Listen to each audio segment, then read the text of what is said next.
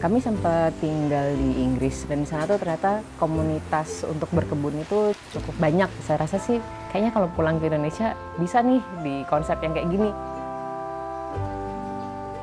Konsep berkebun sih mungkin saya lebih lihat ke keseimbangannya gitu ya. Jadi nggak cuma hijau-hijau aja nih, tapi juga apa yang bisa berperan untuk mensupport kehidupan di sekitarnya.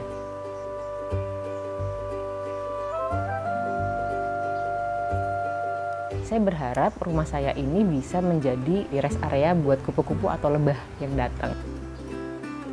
Apa yang kita makan itu bisa ada karena peran polinator gitu. Kalau ada polinator itu berarti kita kemungkinan bisa makannya lebih besar.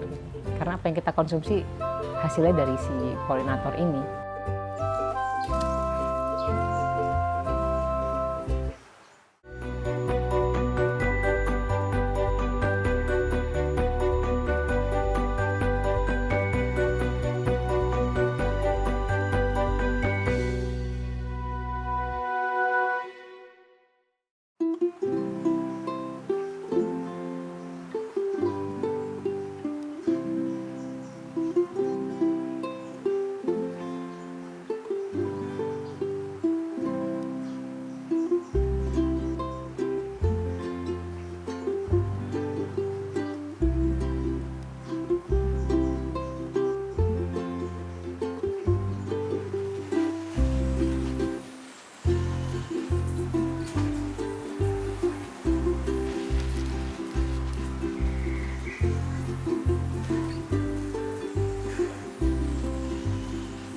Saya Hening, saya penulis dan pekebun rumahan. Tapi teman-teman biasanya lebih kenal saya sebagai pengamat burung dan kupu-kupu di area urban.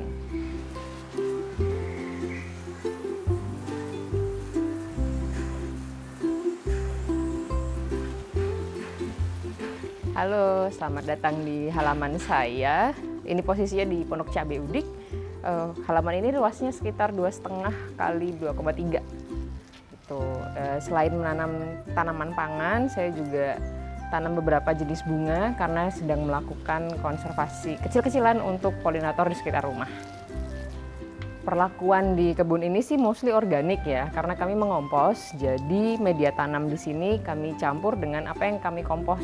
Itu datangnya dari sampah dapur sih biasanya. Dari 100% sampah di rumah ini, 80% lebih itu datang dari sampah dapur organik gitu. Terus untuk pestisidanya, kami menggunakan neem oil, jadi minyak limbah. Itu pun sifatnya lebih ke menghalau spider mites, mealybugs atau aphids. Kalau sisanya sih kami pakai refugia, jadi ada beberapa tanaman bunga di sini. Selain untuk memancing polinator, juga untuk mengalihkan hama sebenarnya.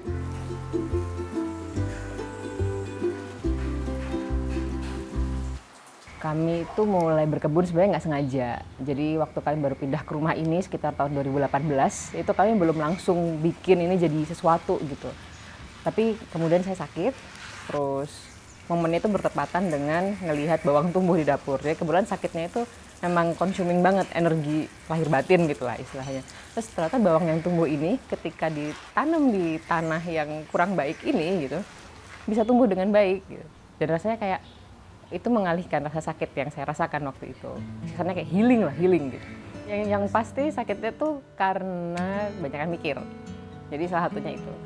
Jadi berat di pikiran, efeknya ke badan juga, badan efeknya ke pikiran gitu aja terus gitu. Jadi salah satunya treatmentnya adalah harus berhenti berlari dalam tanda kutip. Jadi nggak boleh kemerungsu gitu kalau orang Jawa bilang. Nggak boleh terburu-buru, harus kalem, sabar gitu. Dan berkebun ini akhirnya membuat saya lebih mindful. Gitu. Jadi kayak step back gitu, terus lebih kalem, dan lama-lama jadi kayak apa ya, ngelihat ada yang tumbuh itu lebih senang. Terus waktu seperti melambat, saya jadi lebih hadir di sini kini gitu.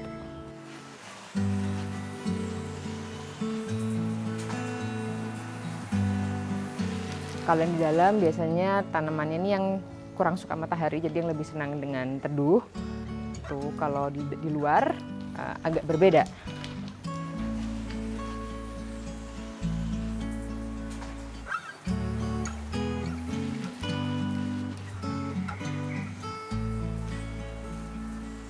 Di halaman depan ini juga masih ada space yang bisa kita manfaatkan. Mungkin luasnya 0,5 meter kali 1 meter mungkin ini. Jadi namanya di kota ya, selama ada satu space kosong masih bisa manfaatin, diisi aja lah gitu. Yang di luar ini dominan bunga sih sebenarnya, karena buat mancing kupu-kupu juga biasanya kan mereka senang sama yang cerah ya. Mostly edible sih, kayak misalnya gomprena ini bunga kenop, vinca ini juga sebenarnya edible dan bermanfaat herbal juga, tapi saya belum memanfaatkannya ya. Ada bunga pentas juga, ada lantana, ini ada jengger ayam sih, ini belum ada bunganya tapi ada telang. Di depan ini juga ada sereh, ada terong, sama ada kelor.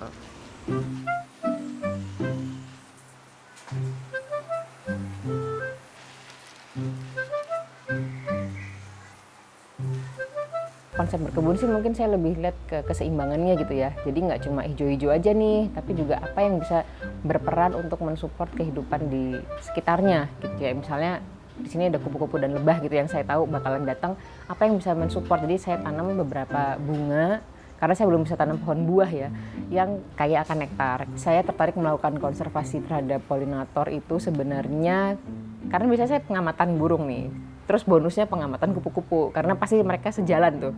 Dari situ tercatat nih di sekitar perumahan saya itu ada 54-55 jenis untuk kupu-kupunya aja. Burungnya ada 30 sekian, saya lupa. Nah ternyata dari jumlah itu kan banyak juga ya gitu.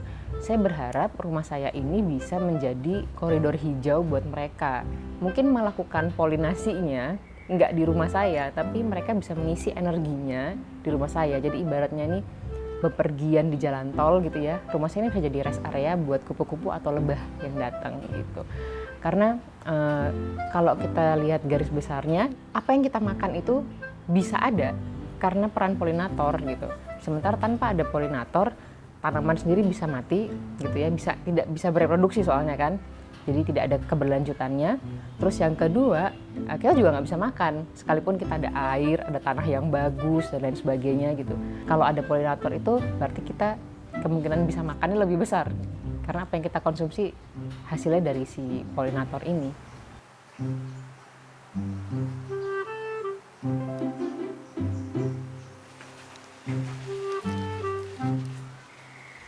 Dulu kami punya 2 pohon jeruk, sekarang tinggal 1.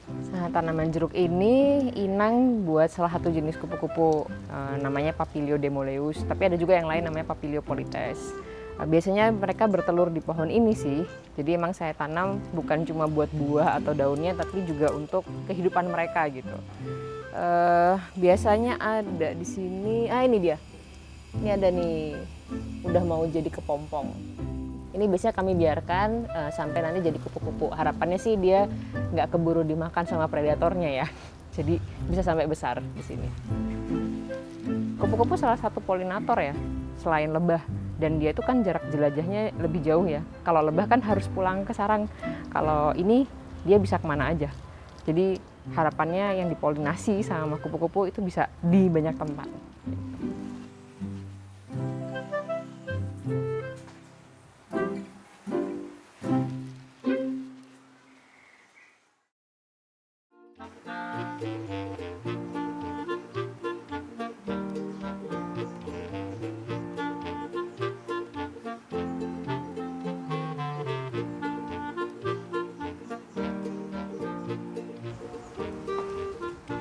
Hari ini kita mau panen yang ada di bagian dalam, kayaknya kenikir, kemangi, sama ubi jalar bisa dipanen. Mungkin sama empon-empon juga.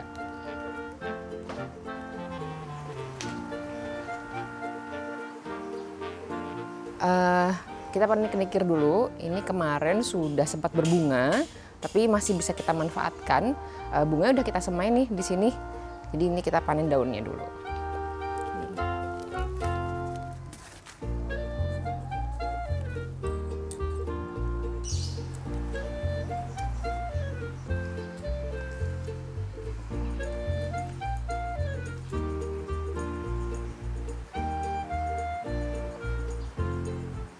Ketika kami menanam sendiri tanaman pangan ini gitu, ketika kami makan itu kami jauh lebih mindful. Jadi ada rasa syukurnya itu berlipat ganda, bukan cuma sekedar Tuhan terima kasih hari ini kami bisa makan, bukan itu, tapi juga oh ternyata apa yang kami makan ini melalui proses yang sangat panjang loh. Jadi kalau kami buang-buang makanan tuh rasanya kayak ada perasaan bersalah gitu. Kayak sayang ya kalau harus tomat aja nih misalnya, tomat kayak gampang banget kan beli bisa gitu. Tapi ternyata tahu nggak sih proses tomat bertumbuh itu dari semai sampai bisa jadi buah itu tantangannya banyak banget. Belum bunganya rontok, belum dimakanin sesuatu, belum lagi ada serangga yang menghambat pertumbuhannya. Itu baru tomat, belum yang lain gitu. Jadi harapannya sih kalau orang bertanam itu emang membuat dia lebih mindful ketika mengkonsumsi sesuatu.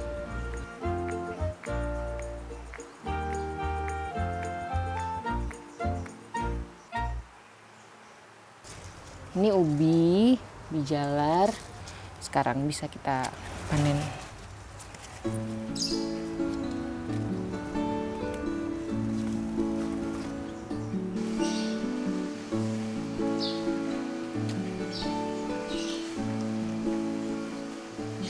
Kami sempat tinggal di Inggris sebentar, dan di sana tuh ternyata komunitas untuk berkebun itu cukup cukup banyak gitu. Taman-taman kotanya itu memfasilitasi warga untuk bisa join berkebun di situ. Jadi kita ada rasa sense of belongingnya juga jalan ke taman itu. Kita bisa bertanam yang konservasi polinator juga, untuk mengundang burung juga. Jadi warga itu nggak cuma datang untuk healing atau jalan-jalan bersama hewan peliharaan ya kayak anjing atau kucingnya gitu, tapi juga bisa menikmati apa yang ditanam di situ gitu. Nah itu pada akhirnya membuat saya mikir, oh iya ternyata di sana itu berusaha gimana caranya meskipun hidup di area perkotaan bisa sejalan dengan wildlife yang ada di situ juga gitu. Kayak misalnya di sana ada landak gitu ya, gimana caranya landak ini juga bisa hidup bareng sama kita gitu. Kupu-kupu dan lebah juga sama, burung-burung juga sama. Jadi ya saya rasa sih kayaknya kalau pulang ke Indonesia bisa nih di konsep yang kayak gini, mungkin lebih ke arah polinator dulu nih, kupu-kupu dan lebah. Jadi kami bertanam lebih banyak bunga karena di sana itu selalu ada satu petak yang diliarkan untuk bunga-bunga liar sehingga bisa mensupport kehidupan polinator itu tadi.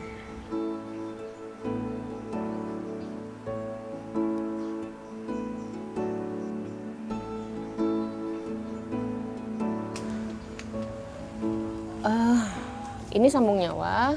Ini kemarin kami tanam karena ada manfaat herbalnya. Ini kemarin karena saya sempat GERD, jadi bisa membantu meringankan simptomnya waktu GERD. Dilalap aja.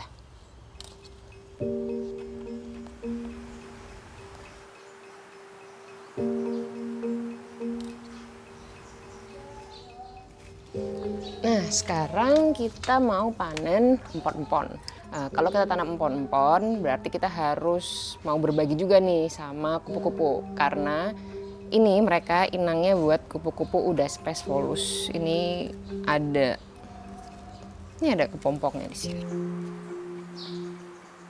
Jadi Udaspace volus nanti meletakkan telurnya di sini. Terus kalau kelihatan ada daun yang menggulung, itu biasanya ulatnya ada di dalam situ. Nanti ini kelihatan ya ada daunnya udah digigitin sama ulatnya, nih jadi kepompongnya kayak gini. Kita panen apa ya enaknya, kita mau masak ini, kencur aja.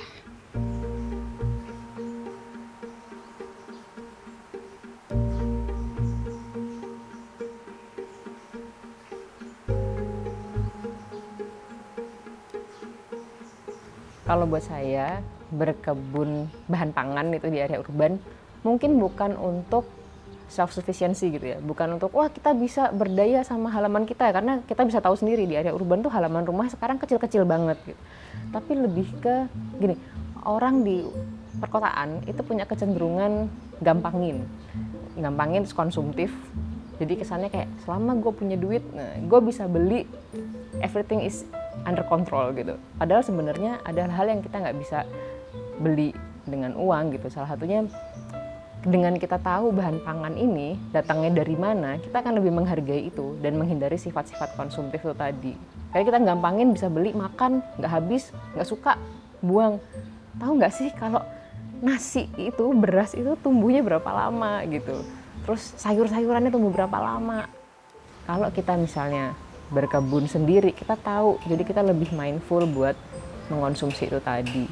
Kita lebih sadar sama apa yang kita konsumsi, jadi nggak gampangin sesuatu gitu.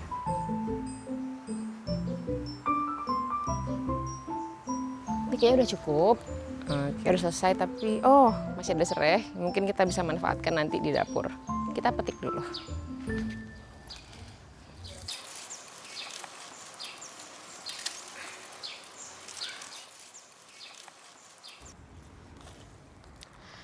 Ternyata dari kebun sekecil ini ada banyak yang bisa kita panen. Nah, sekarang kita masuk ke dalam masak.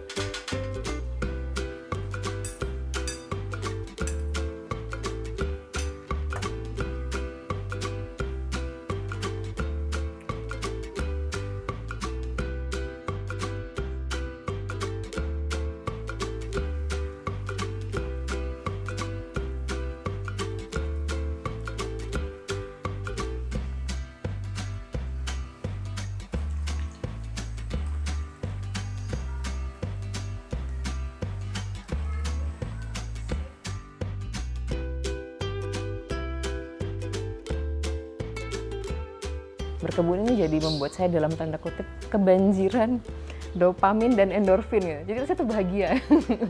Dan waktu itu terasa melambat gitu kan, kayak saya jadi lebih rileks dan hadir, fokus sama apa yang saya kerjakan saat ini, bukan terus pikirannya lari kemana-mana gitu. Punya alasan untuk keluar rumah, kena sinar matahari, grounding, gerak, karena mau nggak mau kan saya bukan nyangkul ya gitulah, mainan tanah gitu. Itu membuat saya lebih bergerak. Jadi berkebunnya akhirnya membuat saya dalam tanda kutip lebih sehat lahir batin gitu.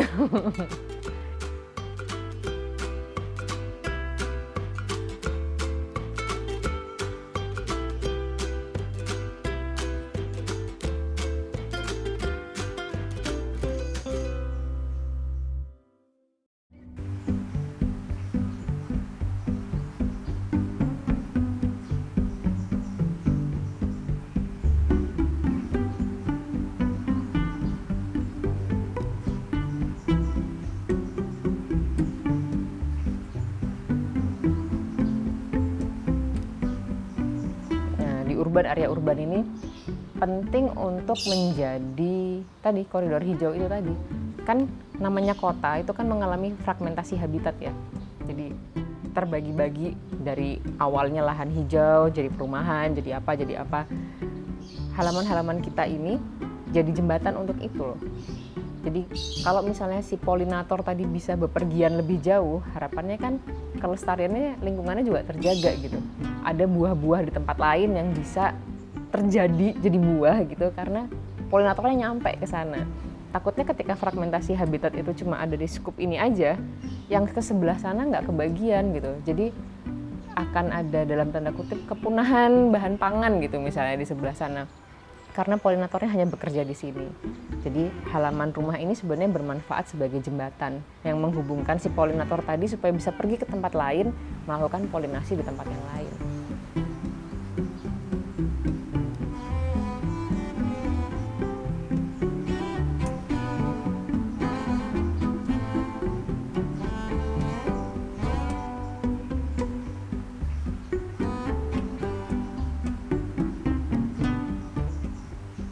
Jadi di rumah ini karena lahannya terbatas, kami memanfaatkan sistem vertical garden ini untuk menanam tanaman yang produktif. Seperti ini tanaman sayur, misalnya kayak kale, ada kucai, ada mint, dan basil.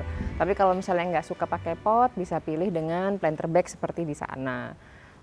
Kalau juga nggak suka dengan kontainer, bisa digunakan sistem ini untuk tanaman merambat. Jadi misalnya markisa, kecipir, atau kacang panjang, itu bisa dirambatin di sini. Jadi sebenarnya nggak ada alasan buat nggak mulai berkebun, karena halaman yang terbatas itu sebenarnya bukan halangan gitu.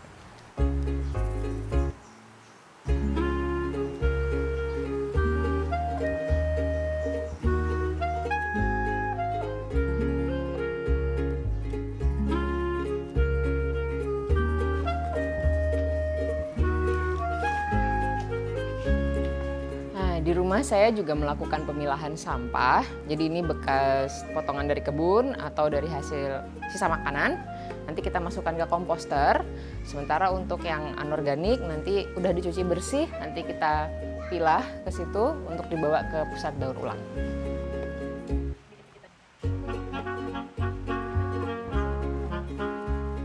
Awalnya itu karena kami berkebun, terus menyadari kalau banyak nih potongan-potongan pruningan gitu kan. Kalau kita buang ke tong sampah aja, jadinya penuh nih, cepat penuhnya gitu. Dan ternyata kami juga ingat sampah dapur nih kan dominan banget ya, dari 100% sampah yang kami hasilkan setiap hari, sampah dapur nih mungkin 85%, 90% gitu. Jadi kemudian gimana kalau kita putar aja nih siklusnya, karena kan emang harusnya dari alam kembali ke alam gitu. Saya juga pernah belajar itu, tapi emang kadang-kadang keilmuan itu nggak berjalan sesuai dengan amalnya gitu. Jadi akhirnya dapat panggilan tadi untuk berkebun dan sebagainya. Yaudah kita mulai ngompos. Kita masukin aja ke komposter ember atau di kompos bag gitu kan. Lama-lama jadi kebiasaan. Meskipun memang setiap hari masih ada sampah residu yang kami buang ke tong sampah ya. Kami belum nol sampah banget sebenarnya. Tapi harapannya kami bisa menahan laju sampah yang sampai ke TPA.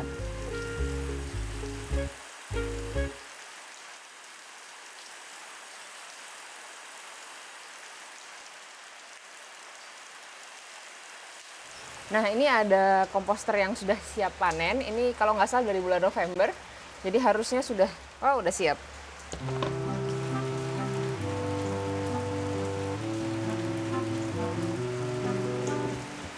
Nah sekarang kita mau aplikasikan ini ke tanaman.